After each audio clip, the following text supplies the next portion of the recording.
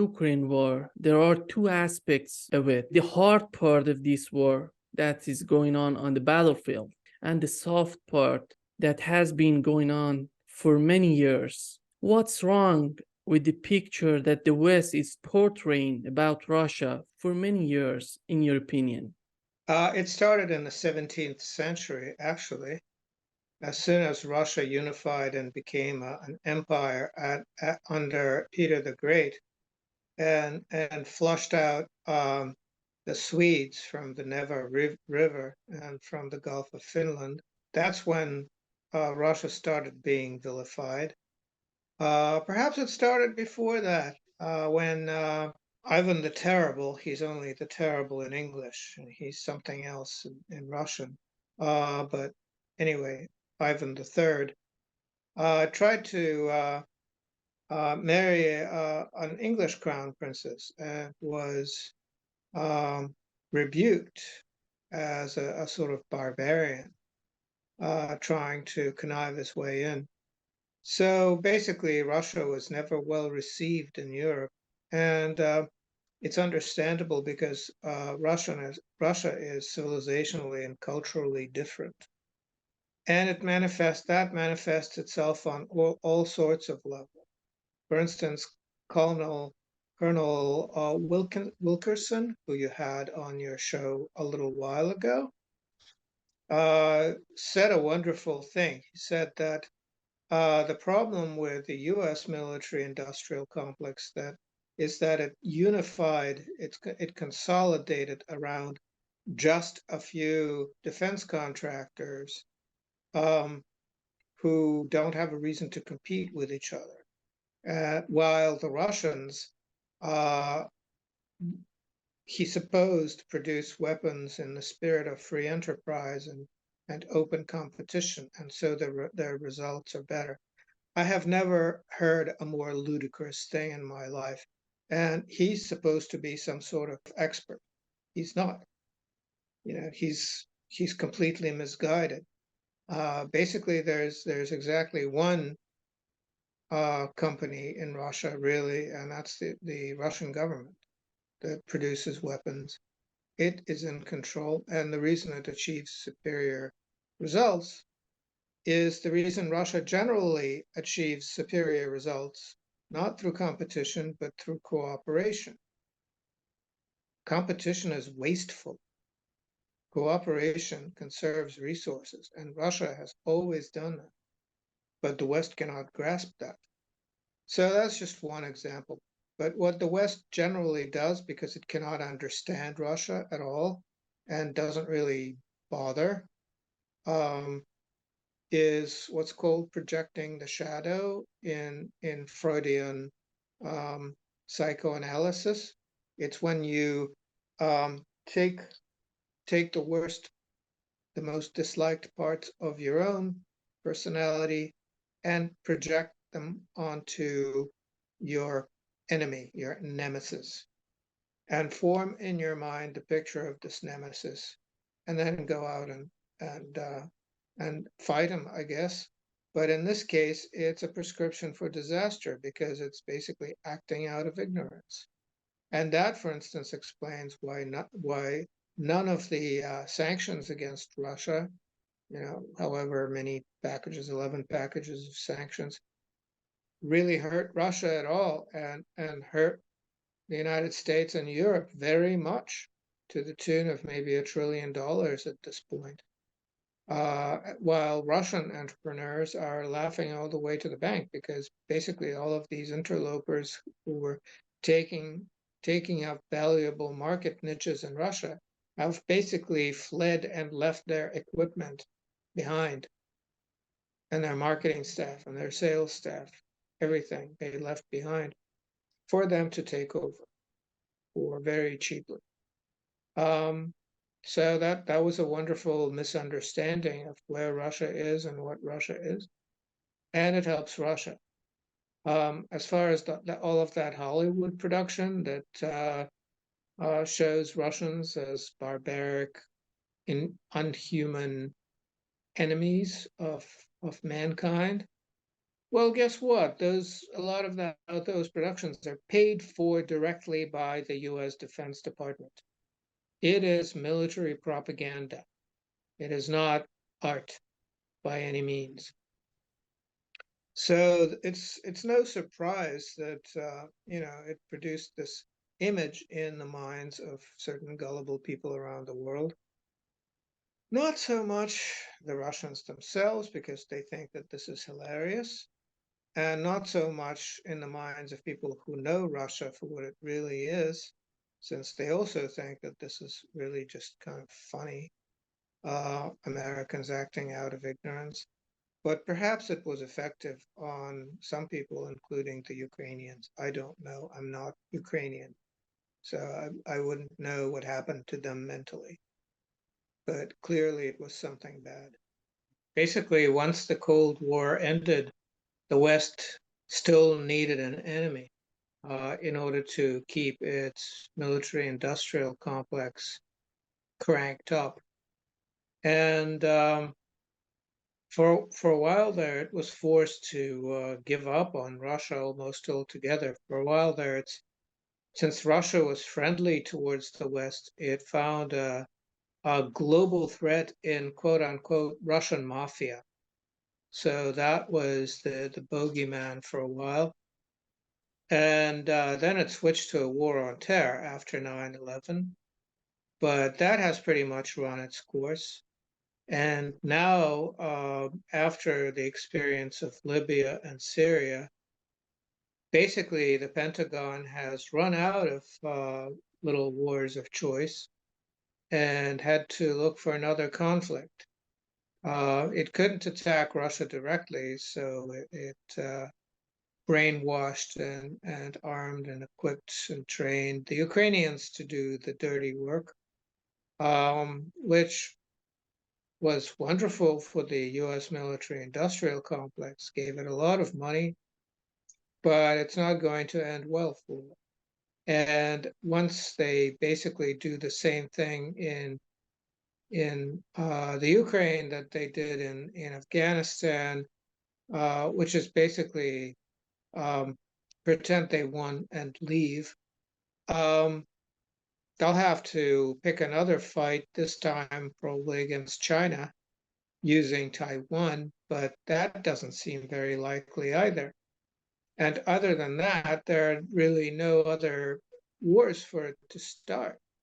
It's at a loss as to new wars to start. So the Ukraine is kind of its last final little war, little money-making war, and it's not going very well. Intelligence is in short supply, while ignorance is infinite and not in short supply at all. And it's possible, if you're ignorant, to produce more ignorant people. If you're ignorant, you can't produce more intelligent, well-informed people. So it's basically a vicious cycle. The Americans used to know a little bit about Russia back when they were afraid of the Soviet Union. They actually bothered, some of them, to learn Russian, to travel there, to find out about it. They actually read books and found out that Russia has a fantastic literary tradition, classical music, dance, ballet, painting, everything, architecture, everything else. But more recent generations don't understand what any of that is. They they they just they've been cut off from all of the sources of that knowledge. Plus, the fear of Russia went away in the 1990s. Russia was no longer feared; it was kind of mocked and ridiculed.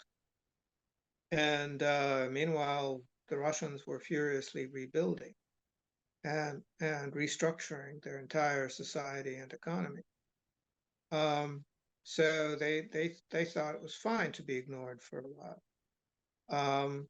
And so now we have this situation where the world has, well, not the world, but some countries in the world have a really faulty understanding of Russia. Now, it doesn't really affect things that much because guess which is the most desirable tourist destination in the world? It's Moscow. Second most desirable is St. Petersburg. It's absolutely overrun with tourists. I can't walk down the street without, wading through crowds and crowds of tourists. The canals are full of boats full of tourists on tour, looking at the majestic architecture. Museums are full of tourists. You know, from that point of view, it's incredibly successful. They've just reopened tourism from China, which was very slow reopening after the COVID pseudo epidemic. But now there's going to be a flood of Chinese tourists again. It used to be that there were just columns and columns of tour buses full of Chinese tourists. And so that's kind of normal. Whereas, Americans, well, I haven't seen an American here in a really long time, as in a single one. And it's not like they're sorely missed. So from Russia's point of view, this is fine. Before this war started, they were oversimplifying Russia. In the other words, they were demonizing Putin and Putinizing Russia. Well, there's this dream that Russia experts in the US have. They're not really experts. They're experts just like Colonel Wilkerson, people who don't know anything about Russia. But basically, they formed an idea in their mind that Russia is some kind of a tin pot dictatorship that's down to the authority of one person. They've even developed this theory of authoritarianism, so that Russia is all Putin and China is all Xi Jinping. And the idea is that you topple the dictator and let freedom ring, and people will thank you and elect somebody democratic who will be obedient and subservient to the wishes of the US State Department and take their orders from the US Embassy directly. That is completely ridiculous. I mean, I don't know where to start, but there's no substance to the idea at all.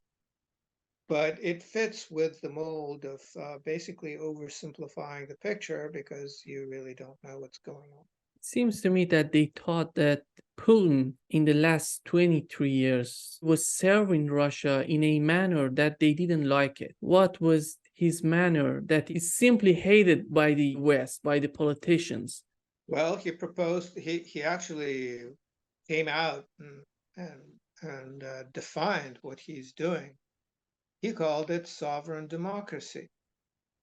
Basically, Russia gets to decide how to develop and will not take anyone's advice. It's a big enough country, it's full of smart people. It does not require any American or European experts to tell it what to do. Of course, the American and the European experts were extremely displeased. Another thing that he did early on is he renationalized the oil and gas and other underground resources in Russia. He declared them sovereign. And of course, that entirely displeased foreign interests that wanted to own it in, colonial style.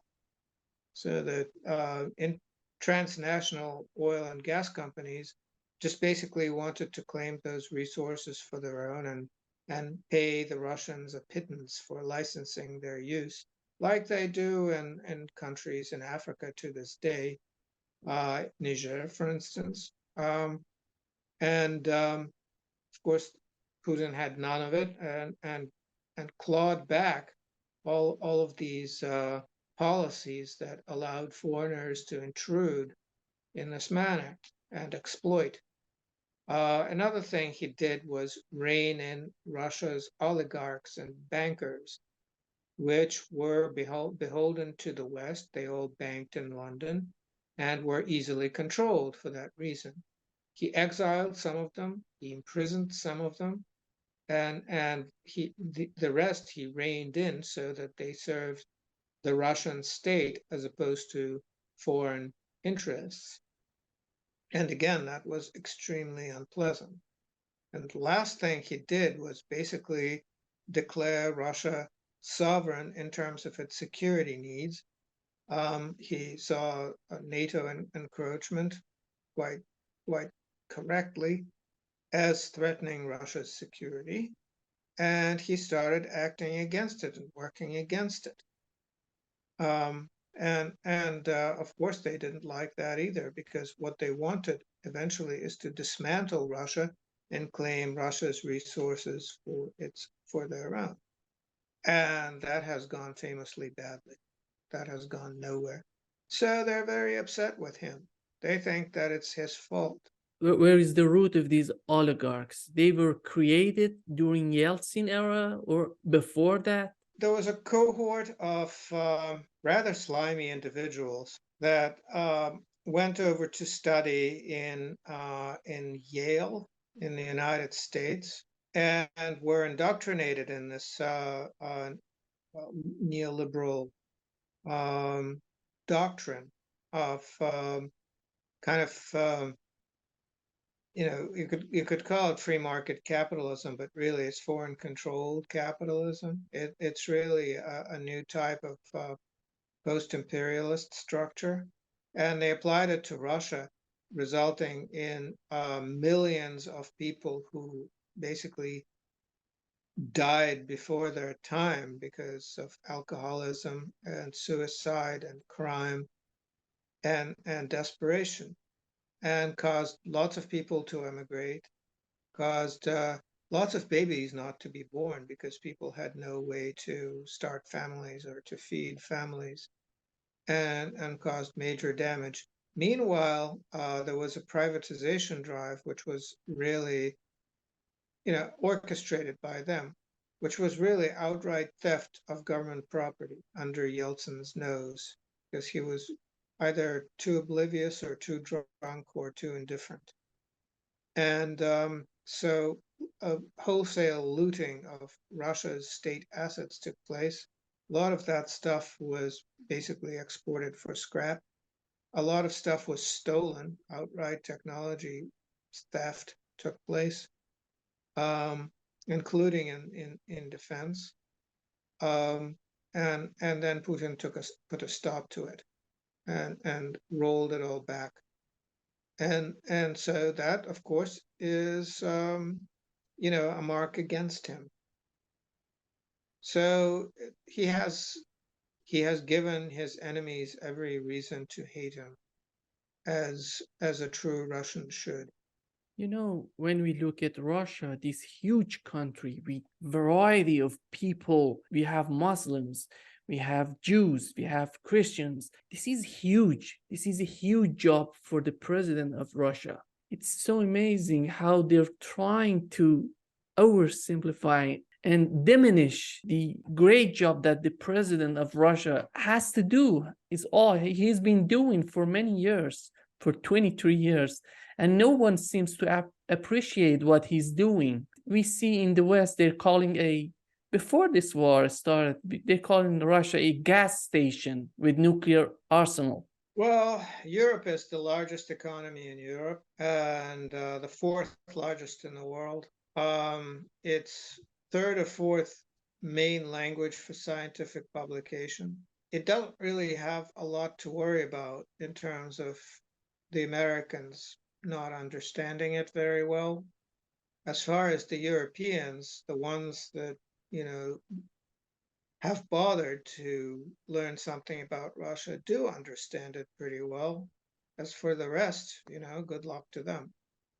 And as far as, you kind of put Muslims and Jews in the same sentence. Well, the Jews are less than 1% of the population.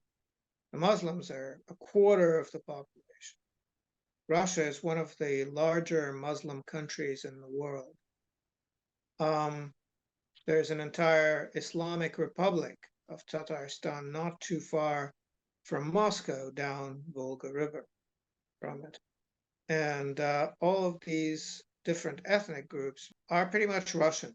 That's the thing to understand, is that they've lived together long enough that to have assimilated each other's culture to such an extent that there isn't really any room for any sort of nationalism, any sort of identity divides between them. There was a little bit of that in the 1990s because the Russians themselves were basically so down on themselves that that provoked some nationalist movements within Russia itself, but they died away pretty quickly. And so it's not like governing Muslims is different from governing Jews, and Putin is performing some sort of juggling act. It's not. It's basically the same everywhere. Russia is, for all of its, quote unquote diversity, is a very uniform place. The language is the same throughout this huge territory, and beyond it, Russian is spoken in all of the surrounding countries at this point. It's the main language of international conversation over a very large part of Eurasia. So that's the reality. And what somebody tries to portray it as is, again, just a sign of their ignorance.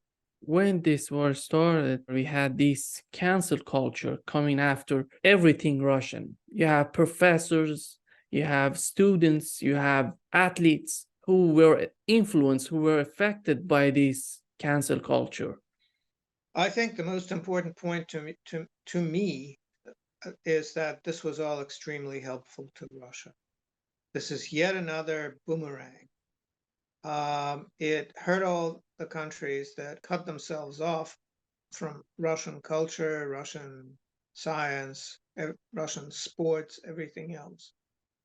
And it has allowed Russia to basically liberate itself from the clutches of these Western interests that have made inroads into Russia, to declare its sovereignty in areas such as education, including upper education.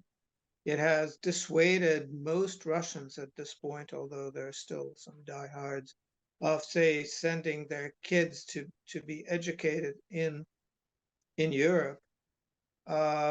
It allowed Russia to reconsider various things, such as to realize that the rating system for European and American universities is just a complete joke. It's crooked, because absolutely excellent Russian universities are not even on the map as far as it's concerned. They don't exist. So finally, this has been declared to be just completely ludicrous and out of line. So that was all extremely helpful, I would say. And now Russia is forming basically clusters of cooperative countries around itself that have had it with the West. And the list of them, you just have to look at how many countries are applying to join BRICS. Well, none of those countries have any issues, joining forces with Russia in areas such as culture and science and many other areas. We see this hunger of joining BRICS in Africa, in Middle East. What they're afraid of, why they have been so interested in joining BRICS. So far, BRICS has one very, very important trick. It de-dollarizes trade between its members. And, that includes the euro, which is a derivative of the US dollar. So that's been going very well. And as everybody expects the United States to completely collapse financially within the foreseeable future, everybody is in a hurry to get rid of their dollar reserves, eliminate the US dollar in their trade with each other, and start growing their economies in a completely different direction than what Western investors and financial interests would like. And so that is happening, and that is happening faster and faster until it turns into a panic. So lots of countries want to avail themselves of this, first of all, Russian-Chinese know-how that has allowed them to achieve this level of independence from what was once the universal reserve currency, but is no longer. And that's the reason for the interest. They're talking about that Ukraine is running out of men to recruit. How serious is this issue for Ukraine, in your opinion? Extremely serious. Basically, anybody who can pay the money can either get certified as unfit or leave the country. And a lot of people have left the country, and a lot of people got certified as unfit. So now they're reviewing their records and basically drafting anyone who's the least bit fit. So, you know, lame in one leg, that's fine. Blind in one eye, that's fine. Sort of deaf in one ear, we'll take you. They're basically lowering their standards. Recently, one of the people who was sent for training in the West turned out to be over 70 years old. So they're quite desperate for, new cannon fodder. The other thing is that people are really not willing to fight. They've run out of Western donated armor, and so they're basically sending in infantry without air support because they're out of airplanes, without any artillery support to speak of, and so these troops basically march out there, march around in the fields, try to circumvent well-defended Russian areas, and try to surrender at the first opportunity. So there's been an influx of Ukrainians surrendering to the Russians, which the Russians are okay with, but there are huge camps full of Ukrainian prisoners of war, just massive numbers of them. And that's on the increase constantly. They just don't want to fight anymore because now they realize what's going on. It's finally dawning on people, in spite of all the brainwash and the propaganda. It's dawning on them what's happening. Basically, they're being used to use up outdated Western weapons and ammunition. A lot of it faulty. Basically, to get rid of it in order to order more from U.S. defense contractors, which are running the show really, and so the whole Ukraine operation is optimized to make them more money so that they can provide bigger kickbacks to American politicians in time for the election.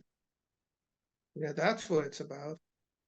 So that's going to be going worse and worse and worse.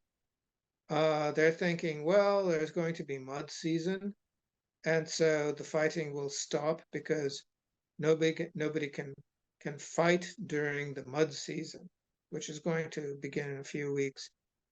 Well, Western armor is helpless during the mud season on that terrain. Russian armor is not. It's its native habitat, so to speak. So what will probably happen is that, the Russians will grab all the territory they want at that point. By spring, it may actually all be over.